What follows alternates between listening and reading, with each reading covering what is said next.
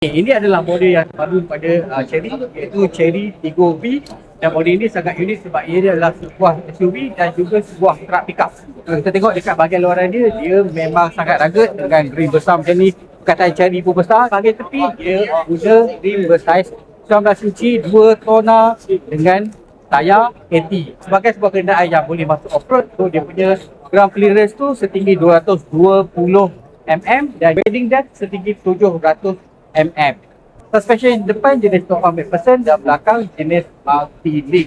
Tengok dekat sini, dia ada kamera 540 darjah. Model ini akan didatangkan dalam beberapa pilihan, 6 ataupun 7 tempat duduk. Enjin pun ada dua pilihan. Ada Chery Super Hybrid yang dia punya penggunaan bahan api dalam 6 liter untuk 100 km.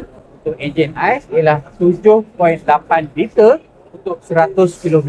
Benda yang paling unik untuk model ini ialah bahagian belakang ni sebenarnya boleh dibuka jadi truck pickup. Aku dah borak dengan bos Chery Malaysia, so dia orang masih lagi mempertimbangkan sama ada nak bawa masuk ke tidak Tiggo V ni ke pasaran tempatan.